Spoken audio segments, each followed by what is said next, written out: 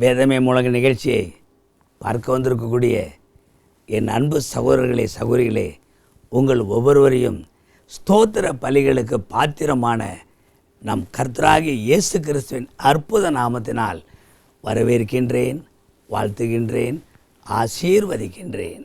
இந்த 2015ஆம் ஆண்டு புத்தாண்டு சிறப்பு ஆராதனை எல்லா தேவ சபைகளிலும் எவ்வளவு சிறப்பாக கொண்டாடப்பட்டன. விசேஷித்த விதமாக சுகஜீவ பேராலயத்திலே விஜிபி கோல்டன் பீச் அருகாமையில் உள்ள கிழக்கு கடற்கரை சாலையை ஒட்டி ஈஞ்சம்பாக்கத்தில் அமைந்துள்ள பிரம்மாண்டமாக எழுந்து நிற்கக்கூடிய சுகஜீவ பேராலயத்திலே மக்கள் வெள்ளம் எப்படியாக ஆலயத்தின் உள்ளும் புறமும் நிறைந்து வழிந்து காணப்பட்டது. ஹல்லேலூயா. கடந்த ஆண்டு 31ஆம் தேதி இரவு 9:30 மணி அளவிலே சபைக்கு வந்த மக்கள் மறுநாள் புத்தாண்டிலே விடியற்காலம் 4:30 மணி வரையிலும் சுகஜீவ பேராலயத்திலே மிகவும் உற்சாகமாய் குதூகலமாய் காணப்பட்டார்கள். சுகஜீவ பேராலயத்திலே புத்தாண்டு பிறப்பதற்கு முன்பாக சபைக்கு வந்திருந்த எல்லா மக்களும் தங்களுடைய கரங்களிலே மெழுகுவர்த்தி ஏந்தி கொண்டிருந்தார்கள். ஆராதனை நாங்கள் செய்து கொண்டே இருந்தோம். 12 மணி ஆயிற்று. புத்தாண்டு பிறந்தது. வந்திருந்த அவ்வளவு மக்களும் ஆர்ப்பரிப்போடு புதிய ஆண்டை வரவேற்றார்கள். புத்தாண்டிற்குரிய கேக் வெட்டினோம்.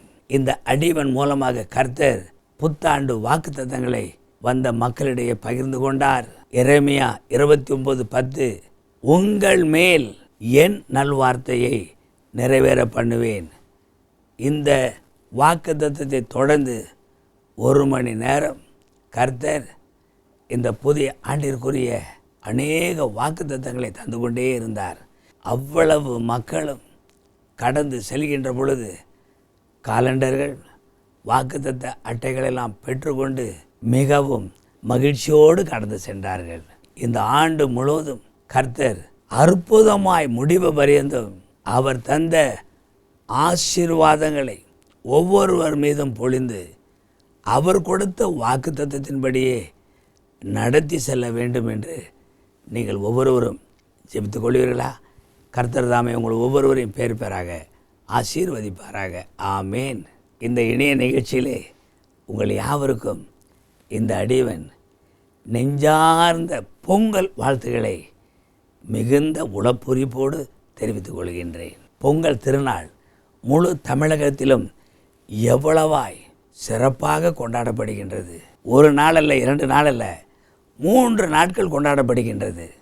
முதல் நாள் பொங்கல் திருநாள், 2ஆம் நாள் மாட்டு பொங்கல், 3ஆம் நாள் காணும் பொங்கல். இப்படியாக இந்த பண்டிகை தமிழகம் முழுவதும் எவ்வளவு கோலாகலமாக கொண்டாடப்படுகின்றது. ஹல்லேலூயா. உங்களுக்கு தெரியுமா இந்த பொங்கல் திருநாள் என்பது என்ன? அநேகருக்கு தெரியும், சிலருக்கு தெரியாமல் இருக்கலாம். அறுவடை திருநாள், அதுதான் பொங்கல் பெருநாள். நிலத்திலே விளைந்த விளைச்சல் அதை அறுவடை செய்யக்கூடிய இனிய நாள். அறுவடை செய்த அந்த நெல் மணிகளையெல்லாம் ஓரிடத்திலே குவித்து அதை கொண்டாடுகின்ற ஒப்பற்ற ஒரு இன்ப நாள் இந்த பொங்கல் திருநாள். இங்கே தமிழகத்திலே பொங்கல் பண்டிகை என்று சொல்லுகின்றோம். அதுவே ஆந்திராவிலும் கர்நாடகாவிலும் சங்கராந்தி என்று சொல்லப்படுகின்றது. பொங்கல் என்று சொன்னாலும் சங்கராந்தி என்று சொன்னாலும் என்ன அர்த்தம் என்றால் அறுவடை திருநாள் என்றுதான் அர்த்தம். இந்த அறுவடை திருநாள் எங்கே முதலாக தோன்றியது என்றால் அது பாலஸ்தீன தேசத்திலே. ஹல்லேலூயா. நாம் யாத்திராகமம் 23ஆம் அதிகாரத்திலே 16வது வசனத்தை இப்பொழுது வாசிக்க கேட்போம். நீ வயலில் விதைத்த உன் பயிர் வேலைகளின் முதற் பலனை செலுத்துகிற அறுப்புக்கால பண்டிகையையும் வருஷ முடிவிலே நீ வயலில் உன் வேலைகளின் பலனை சேர்த்து தீர்த்தபோது சேர்ப்புக்கால பண்டிகையையும் ஆசரிப்பாயாக. அறுப்பு கால பண்டிகை என்று இந்த அறுவடை திருநாளுக்கு பெயர். ஆக இந்த பண்டிகை முதலாக தோன்றியது அது பாலஸ்தீன தேசத்திலே. அந்த இஸ்ரேல் மக்களுக்கு கர்த்தர் கொடுத்த ஒரு பிரமாணம் இது. அவர்கள் மேல் அவர் வைத்த ஒரு நியமனம் இது. வேதத்திலே நாம் தொடர்ந்து வாசிப்போம்.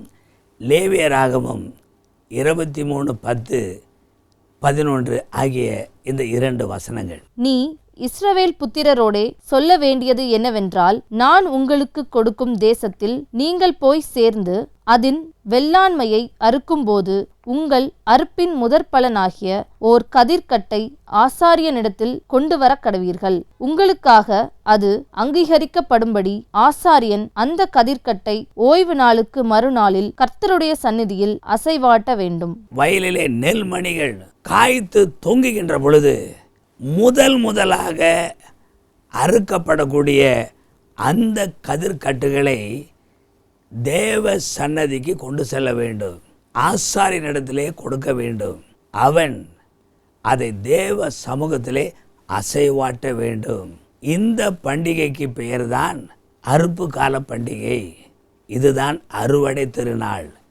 இதுதான் தமிழ்நாட்டிலே பொங்கல் திருநாள். ஹல்லேலூயா. எதற்காக இந்த பண்டிகை? எதற்காக இந்த அறுவடை திருநாள்? நீங்கள் வேதத்திலே வாசிக்கின்ற பொழுது ஆதியாகமம் 1ஆம் அதிகாரத்திலே 27வது வசனத்திலே என்ன சொல்லப்பட்டிருக்கின்றது? தேவன் தம்முடைய சாயலாக மனுஷனை சிருஷ்டித்தார். அவனை தேவ சாயலாகவே சிருஷ்டித்தார். ஆணும் பெண்ணுமாக அவர்களை சிருஷ்டித்தார். தேவன் மனிதனை தம்முடைய சாயலாகவே சிருஷ்டித்தார். அவனை தேவ சாயலாகவே சிருஷ்டித்தார். தேவ சாயல் என்பது எவ்வளவோ பரிமாணங்களை கொண்டது. அன்பு என்பதுதான் தேவ சாயல். பரிசுத்தம் என்பதுதான் தேவ சாயல். ஆணும் பெண்ணுமாக மனிதன் படைக்கப்பட்டதுதான் தேவ சாயல். தேவ சாயலின் இன்னொரு பரிமாணம் நன்றியை எதிர்பார்ப்பது. கர்த்தர் நமக்கு செய்யக்கூடிய ஒவ்வொரு நன்மைக்கும் அவர் நன்றியை எதிர்பார்க்கின்றார். அவர் நமக்கு தரக்கூடிய ஒவ்வொரு ஆசீர்வாதத்திற்கும் அவர் நன்றியை எதிர்பார்க்கின்றார். அவர் நம் மீது பாராட்டக்கூடிய ஒவ்வொரு கிருபைக்கும் அவர் நன்றியை எதிர்பார்க்கின்றார். அவர் நமக்கு செய்யக்கூடிய ஒவ்வொரு அற்புதத்திற்கும் அவர் நன்றியை எதிர்பார்க்கின்றார். மனிதர்களும் அப்படித்தானே.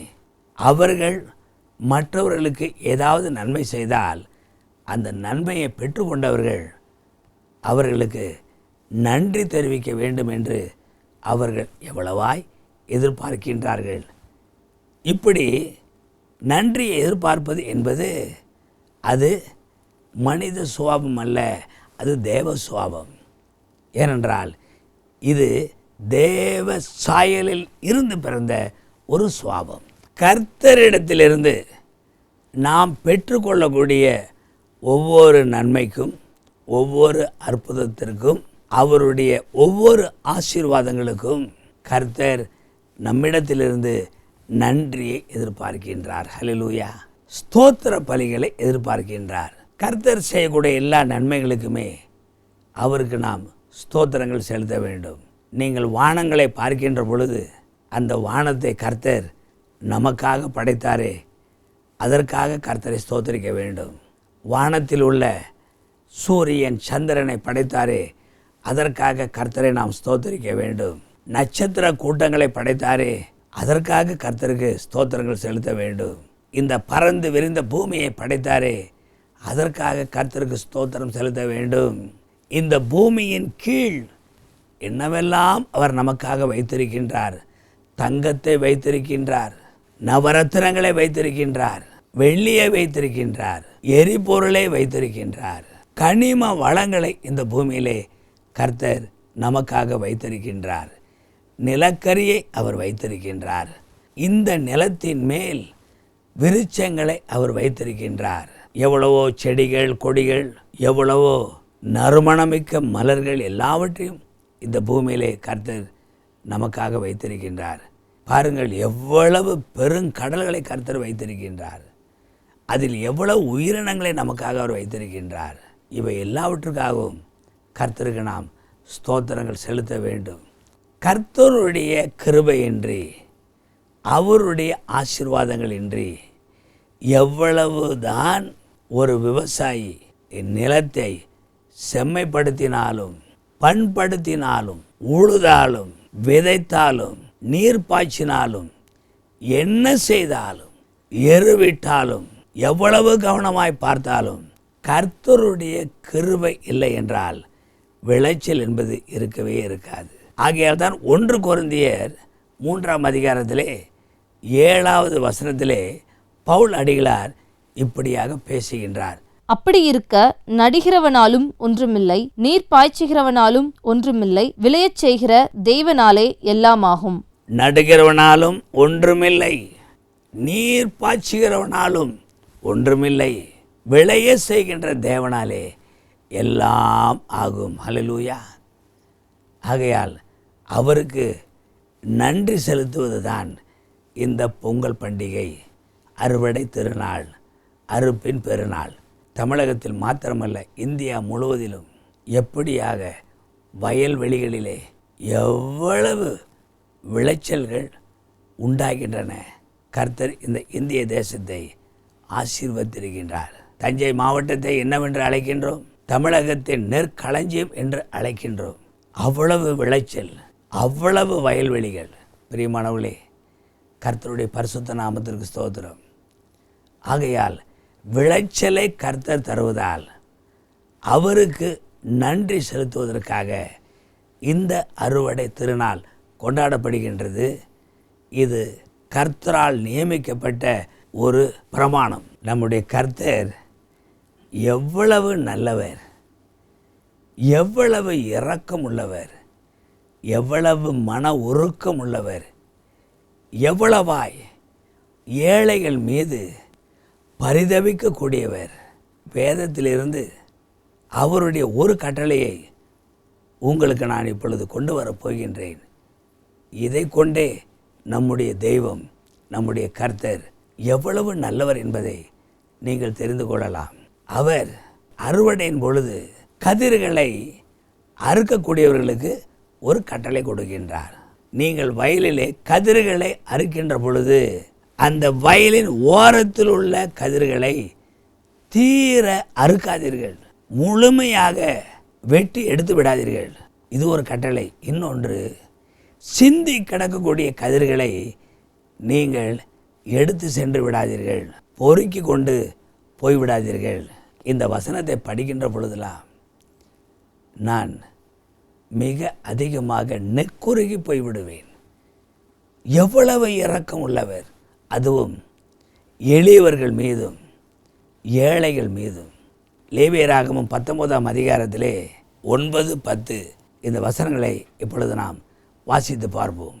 நீங்கள் தேசத்தின் பயிரை அறுக்கும்போது உன் வயலின் ஓரத்தில் இருக்கிறதை தீர அறுக்காமலும் சிந்தி கிடக்கிற கதிர்களை பொறுக்காமலும் உன் திராட்சத் தோட்டத்திலே பின் அறுப்பை அறுக்காமலும் அதிலே சிந்தி கிடக்கிற பழங்களை பொறுக்காமலும் அவைகளை எளியவனுக்கும் பரதேசிக்கும் விட்டுவிடுவாயாக. நான் உங்கள் தேவனாகிய கர்த்தர். திராட்சை தோட்டத்தில் கூட எல்லா பழங்களையும் அறுத்து கொண்டு ஓடிவிடாதீர்கள், கொஞ்சம் விட்டு வையுங்கள். எளியவர்களுக்காகவும் பரதேசிகளுக்காகவும் கொஞ்சம் விட்டு வையுங்கள். இப்படியாக சொல்லக்கூடிய இவ்வளவு இரக்கமுள்ள தெய்வத்தை நீங்கள் வேறு எங்கேயாவது பார்த்திருக்கின்றீர்களா? கர்த்தர் எதற்காக சொல்லுகின்றார்? அப்படியாக சிந்தி கிடக்கக்கூடிய அந்த கதிர்கள், அந்த திராட்சை பழங்கள், இவைகளை அந்த ஏழைகள், அந்த எளியவர்கள், அந்த பரதேசிகள் அவர்கள் அங்கே வந்து அவைகளெல்லாம் சேகரித்து அவர்கள் கொண்டு போகட்டும். அவைகள் அவர்களுக்கு உணவாக மாறட்டும். அவர்களுடைய பசி தீரட்டும். அல்லேலூயா. உண்மையான ஏழை பங்காளர் யார் என்று சொன்னால் அது நம் கர்த்தராகிய இயேசு கிறிஸ்து மாத்திரமே. நீங்கள் கதிர்கட்டை அறுக்கின்றீர்கள், அவைகளை கொண்டு செல்கின்றீர்கள். சரி, ஏதாவது ஒரு அரிக்கட்டை, கதிர்கள் நிறைந்த நெல்மணிகள் நிறைந்த அந்த கதிர்கட்டை நீங்கள் மறந்து விட்டீர்கள் என்று சொன்னால் மீண்டுமாய் அந்த கதிர்கட்டை கொண்டு வர வயலுக்கு செல்லாதீர்கள். உபாகமம் 24ஆம் அதிகாரத்திலே 19வது வசனத்தில் சொல்லப்பட்ட இந்த பொன்னான வார்த்தைகளை நாம் வாசிக்க கேட்போம். நீ உன் பயிரை அறுக்கையில் உன் வயலிலே ஒரு அரிக்கட்டை மறதியாய் வைத்து வந்தாயானால் அதை எடுத்து வரும்படி திரும்ப போக வேண்டாம். உன் தேவனாகிய கர்த்தர் உன் கை பிரயாசத்தை எல்லாம் உன்னை ஆசீர்வதிக்கும்படி அதை பரதேசிக்கும் திக்கற்ற பிள்ளைக்கும் விதவைக்கும் விட்டுவிடுவாயாக. மறந்து விடப்பட்ட அந்த கதிர்கட்டு அது அங்கேயே இருக்கட்டும். ஏனென்றால் அதை எளியவர்களும் பரதேசிகளும் பார்த்து அவர்கள் கொண்டு செல்ல அப்படியாக நீங்கள் செய்வது அவர்களுக்கு ஒரு ஆசீர்வாதமாக இருக்கும். அப்பொழுது கர்த்தர் உங்களுடைய கையின் பிரயாசங்களை எல்லாம் மிக அதிகமாக ஆசீர்வதிப்பார். லூக்கா எழுதின சுவிசேஷம் 4ஆம் அதிகாரத்திலே 18வது வசனத்தை வாசிக்கின்ற பொழுது நம்முடைய கர்த்தர் ஏழைகள் மீது எவ்வளவு இரக்கமுள்ளவர் என்பதை மிக நன்றாக தெரிந்து கொள்ளலாம். ஆம் பிரியமானவர்களே, சுவிசேஷ நற்செய்தியை யாருக்கு பிரசங்கம் செய்ய கர்த்தர் இயேசு இந்த பூமிக்கு வந்தார்? தரித்திரர்களுக்கு, ஏழைகளுக்கு. இந்த வசனத்தை இப்பொழுது நாம் வாசிக்க கேட்போமாக. கர்த்தருடைய ஆவியானவர் என்மேல் இருக்கிறார். தரித்திரருக்கு சுவிசேஷத்தை பிரசங்கிக்கும்படி என்னை அபிஷேகம் பண்ணினார். இருதயம் நறுங்குண்டவர்களை குணமாக்கவும், சிறைப்பட்டவர்களுக்கு விடுதலையையும், குருடருக்கு பார்வையையும் பிரசித்தப்படுத்தவும், நொறுங்குண்டவர்களை விடுதலையாக்கவும். ஏழைகளுக்காக, சிறைப்பட்டவர்களுக்காக, குருடர்களுக்காக, இதயம் நொறுங்குண்டவர்களுக்காக கர்த்தர் இயேசு இந்த பூமிக்கு இறங்கி வந்தார். அவர்கள் மத்தியிலே சுவிசேஷ நற்செய்தியை பிரசங்கித்தார். நாங்கள் 2013ஆம் ஆண்டு இஸ்ரேல் தேசம் சென்றிருந்தோம். அங்கே எருசலேமிலிருந்து கலிலேயா வரை நாங்கள் அந்த தேசம் முழுவதிலும் பயணம் சென்றோம். அநேக இடங்களை பார்த்தோம். கர்த்தர் இயேசு அவர் எங்கே வாழ்ந்தார் என்றால் அந்த கலிலேயா பகுதியில் தான் வாழ்ந்தார். அந்த கலிலேயா பகுதியை சுற்றிலும் அந்த கப்பர்நகூம், அந்த நாசரேத்து, அங்கே சமாரியா, கானான், இன்னும் பல்வேறு பகுதிகள் அந்த கலிலேயாவில் தான் உள்ளன. சற்று தாழ்ந்த இடம். யார் அங்கே அதிகமாக வசிக்கின்றார்கள்? மீனவர்கள், மிகவும் ஏழைகள், பரம ஏழைகள். அவர்கள் தான் அங்கே வாழ்கின்றார்கள். அவர்கள் மத்தியில்தான் கர்த்தர் இயேசு தன்னுடைய ஜீவிய காலம் முழுவதும் வாழ்ந்தார். அல்லேலூயா. அங்கிருந்து தான் அவர் சுவிசேஷ நற்செய்தியை பிரசங்கித்தார். அங்கிருந்து தான் அவருடைய அந்த சுவிசேஷம் உலகமெங்கும் சென்றது. ஏழைகள் மத்தியிலே வாழ்ந்தவர் கர்த்தர் இயேசு. அவர்களிடத்திலே சுவிசேஷ நற்செய்தியை பிரசங்கித்தவர் இயேசு. அவர்களுக்கு அற்புதம் செய்தவர் கர்த்தர் இயேசு. அல்லேலூயா. அவர்களுக்காகத்தான் இப்படியாக வயல்வெளிகளில் கூட நீங்கள் எல்லாவற்றையும் அறுத்து நீங்களே கொண்டு போய் விடாதீர்கள், அவர்களுக்கு சற்று விட்டு வையுங்கள் என்று இப்படியாக கட்டளை கொடுத்தவரும் நம் கர்த்தராகிய இயேசு கிறிஸ்து தான். அல்லேலூயா. நிறைவாக ஒன்று சொல்கின்றேன். செழிப்பின் தேவன் யார் என்று சொன்னால் நம் கர்த்தராகிய இயேசு கிறிஸ்து தான். எந்த அளவிற்கு அவருக்கு நாம் ஸ்தோத்திரங்கள் செலுத்துகின்றோமோ அந்த அளவிற்கு அவர் நம்மை ஆசீர்வதிக்கின்றார். கடந்த ஆண்டு கர்த்தர் எவ்வளவு மழையை கொடுத்தார். அதன் பலனாக இந்த ஆண்டு எவ்வளவு அமோக விளைச்சல். செய்தி பத்திரிகையிலே நான் வாசித்தேன், காய்கறிகளுடைய விலைகளெல்லாம் குறைந்து போய்விட்டனவாம். ஏன் தெரியுமா? விளைச்சல் அதிகமானது, விலைகள் குறைந்து போனது. எவ்வளவு பெரிய செழிப்பு பாருங்கள், எவ்வளவு ஆசீர்வாதம் பாருங்கள். இப்படியாக நம்மை ஆசீர்வதிக்கக்கூடிய தெய்வத்திற்கு நாம் நன்றி பலி செலுத்த வேண்டாமா? அதுதான் இந்த பொங்கல் திருநாள். இந்த அறுவடை திருநாளின் பொழுது உங்களுக்கு வேதத்திலிருந்து நான் 65ஆம் சங்கீதத்திலே 9 முதல் 13 வரை உள்ள வசனங்களை உங்களுக்கு முன்பாக நான் கொண்டு வர விரும்புகிறேன். தேவரீர் பூமியை விசாரித்து அதற்கு நீர் பாய்ச்சுகிறீர். தண்ணீர் நிறைந்த தேவ நதியினால் அதை மிகவும் செழிப்பாக்குகிறீர். இப்படி நீர் அதை திருத்தி அவர்களுக்கு தானியத்தை விளைவிக்கிறீர். அதன் வரப்புகள் தணியத்தக்கதாய் அதன் படைசால்களுக்கு தண்ணீர் இறைத்து அதை மலைகளால் கரையப் பண்ணி அதன் பயிரை ஆசீர்வதிக்கிறீர். வருஷத்தை உம்முடைய நன்மையால் முடிசூட்டுகிறீர். உமது பாதைகள் நெய்யாய் பொழிகிறது. இது ஒரு ஆசீர்வாத வசனம். இந்த நேரத்திலே இந்த வசனத்தை உங்கள் முன்பாக கொண்டு வருவதில் நான் மிகுந்த மகிழ்ச்சி அடைகின்றேன். நான் சுகஜீவ கீதங்களிலே 5ஆம் வால்யூமில் 7வதாக ஒரு பாடலை வைத்திருக்கிறேன். 14 ஆண்டுகளுக்கு முன்பாக எழுதப்பட்ட பாடல். அப்பொழுது இந்த சங்கீத புத்தகத்தை நான் படித்து கொண்டிருந்த பொழுது இந்த வசனங்களை ஒரு பாடலாக ஆக்க விரும்பினேன். இப்பொழுது அந்த பாடலை உங்கள் முன்பாக நான் கொண்டு வருகின்றேன். இந்த பாடலை நீங்கள் கேளுங்கள். கர்த்தருடைய ஆசீர்வாதம் உங்களுக்குள்ளாக பெருகுவதாக. ஆமேன். ஹல்லேலூயா.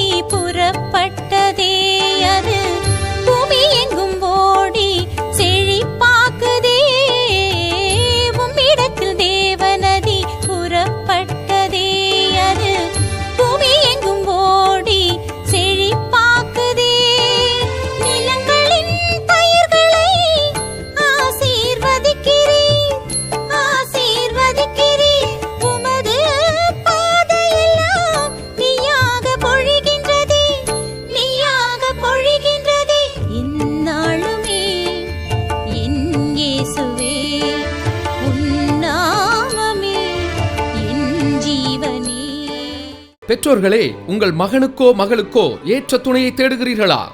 சுக ஜீவ திருமண பொருத்த மையத்திற்கு வாருங்கள். இங்குதான் உங்கள் பிள்ளைகளுக்கு ஏற்ற துணையை கர்த்தர் வைத்திருக்கிறார். சுக ஜீவ திருமண பொருத்த மையம் மூலம் இதுவரை 1000 ஜோடிகளுக்கு மேல் பொருத்தங்கள் செய்யப்பட்டு திருமணங்கள் நடந்துள்ளது. நீங்களும் உடனே வாருங்கள். எங்கள் முகவரி சுக ஜீவ திருமண பொருத்த மையம், VGP விக்டரி ஹவுஸ், எண் 39, அண்ணா சாலை, சென்னை 6,02,000. தொலைபேசி எண்கள் 044657222232. 0444210183. அன்பார்ந்த நேயர்களே, சுக ஜீவ திருமண பொருத்த மையத்தை இணையதளத்திலும் பதிவு செய்யலாம். எங்களுடைய இணையதள முகவரி www.sugajeevamatrimony.in. இன்றே பதிவு செய்ய உங்களை அன்புடன் அழைக்கிறோம். அன்பானவர்களே, இந்த அறுவடை திருநாளை பொங்கல் நன்னாளாக நன்றாக கொண்டாடுங்கள். அங்கே பாலஸ்தீன தேசத்திலே சில 1000 ஆண்டுகளுக்கு முன்பாக கர்த்தர் கட்டளையிட்ட ஒரு பண்டிகை இது. கர்த்தருக்கு வயல் வெளியிலே விளைந்த அந்த கதிர்களுடைய முதற் பலனான அரிக்கட்டை அவருடைய தேவ சன்னதியிலே கொண்டு போய் ஆசாரியனிடத்திலே கொடுத்து அசைவாட்டப்பட்டு அதன் மூலமாக கர்த்தருக்கு ஸ்தோத்திர பலிகளை செலுத்தக்கூடிய பண்டிகையாக அன்று ஆரம்பித்தது. இன்று நாடெங்கும் இந்த பண்டிகை அறுவடை திருநாளாக கொண்டாடப்படுகின்றது. இந்த அறுவடை திருநாளுடைய சில ரகசியங்களை உங்களோடு நான் பகிர்ந்து கொண்டேன் என்று விசுவாசிக்கின்றேன். இதன் மூலமாக நீங்கள் மிகுந்த ஆசீர்வாதங்களை பெற்றுக்கொண்டிருப்பீர்கள் என்று நான் நம்புகின்றேன். இப்படியாக நம்மை ஆசீர்வதிக்கக்கூடிய கர்த்தராகிய இயேசு கிறிஸ்துவை நோக்கி பார்த்து நாம் ஜெபிப்போமா? வாருங்கள். அன்பின் ஆண்டவரே, உமக்கு நன்றி அப்பா. எப்படிப்பட்ட ஒரு நல்ல அறுவடையை தரக்கூடிய தேவனாக நீர் இருக்கின்றீர். ராஜா, உமக்கு நன்றி. தகப்பனே, இந்த நிகழ்ச்சியை பார்த்து கொண்டிருக்கக்கூடிய இந்த பிள்ளைகளிடத்திலே நீர் இப்பொழுது இதுவரையிலும் பேசின வார்த்தைகளுக்காக நன்றி அப்பா. தொடர்ந்து இவர்களோடு நீ பேசும் ராஜா. இவர்களுக்கு வயல்களிலே நல்ல அறுவடையை நீர் கட்டளையிட்டீர். நாட்டிலே உணவு உற்பத்தி மிகவும் உபரியாக இந்த ஆண்டிலே காணப்படும்படியாக நீர் கிருபை பாராட்டியிருக்கின்றீர் அப்பா. இவர்கள் உமக்கு என்ன செய்யட்டும்? ஆத்துமாக்களை இவர்கள் அறுவடை செய்யட்டும். உம்முடைய சுவிசேஷ நற்செய்தியை தங்கள் சொந்தங்கள் பந்தங்களோடு இவர்கள் பகிர்ந்து கொள்வார்களாக, சத்தியத்தை சொல்வார்களாக. அதன் மூலம் நல்ல ஆத்தும அறுவடையை இவர்கள் உமக்காக செய்வார்களாக. இவர்களை என்றென்றும் நீர் ஆசீர்வதிப்பீராக. துதிகன மகிமையெல்லாம் உமக்கே செலுத்துகின்றோம். மீட்பர் இரட்சகருமாக இயேசு கிறிஸ்துவின் நாமத்தில் ஜீவனுள்ள நல்ல பிதாவே, ஆமேன், ஆமேன், ஆமேன். வேதமே முழங்கு இந்த நிகழ்ச்சியை பற்றி எங்களுக்கு எழுதுங்கள். நீங்கள் தொடர்பு கொள்ள வேண்டிய முகவரி சுகஜீவ ஊழியங்கள், தபால் பெட்டி எண் 372, சென்னை 600002. தொலைபேசி எண்கள் 044657222232, 42120183. எங்கள் வெப்சைட் முகவரி www.sugajeeva.com. எங்கள் இமெயில் முகவரி vjselvaraj@sugajeeva.com.